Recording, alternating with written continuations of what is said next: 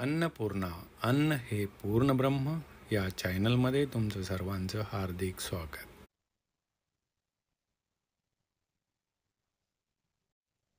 नमस्कार.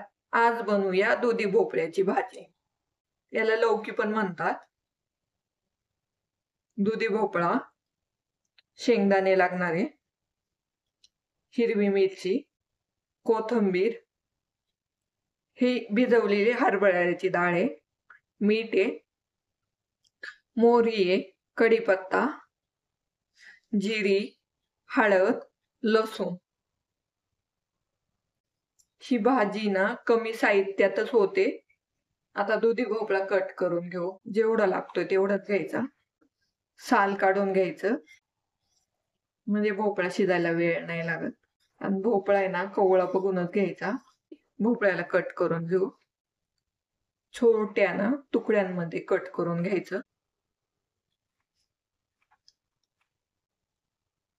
भोपळा कट करून झालाय.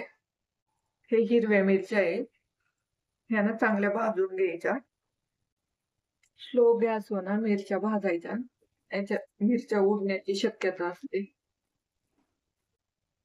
मिरच्या भाजून झाल्यात, लसूण टाकायचा. 4-5 पाकळ्या लसणाच्या टाकायच्या. लसूण पण भाजून झालाय, शेंगदाणे भाजून घ्यायचे. कढीपत्ता पण टाकायचा. कढीपत्ता टाकला का भाजीची टेस्ट चांगली येते, म्हणून कढीपत्ता पण वाटणात टाकायचा. हे भाजून झालंय. आता मिक्सर मधून याला वाटून घेऊ.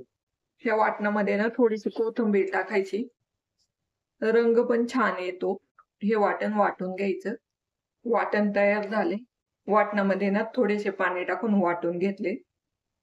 कढईमध्ये तेल टाकायचं, मोहरी टाकायची. मोहरी तडतडली का जिरी टाकायची. कढीपत्त्याची पाने टाकायची. हळद टाकून घ्यायची. हे सगळं मिक्स करायचं. हा कट केलेला भोपळा टाकून घ्यायचा.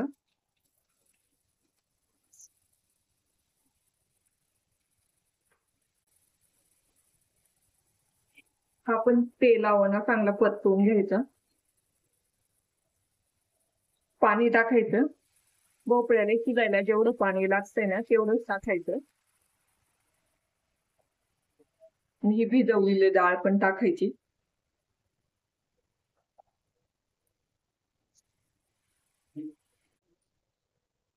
मीठ पण टाकून घ्यायचं. झाकण ठेवून ना 5 मिनिटं शिजून द्यायचं. भोपळा आणि भिजवलेली डाळ 5 मिनिटात शिजन. झाकण काढून भाजी शिजली का बघू.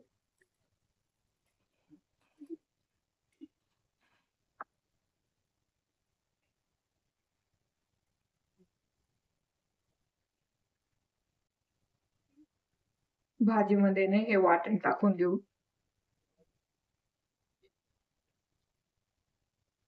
थोडेसे पाणी टाकायचे. भाजीला ना 2 मिनिटं ना उकळी काढून घेऊ. भोपळ्याची भाजी तयार झाली. झाकण काढू. वरून थोडीशी कोथिंबीर टाकू.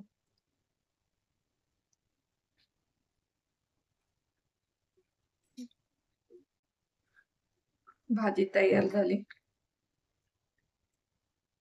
प्लेटिंग करून घेऊ.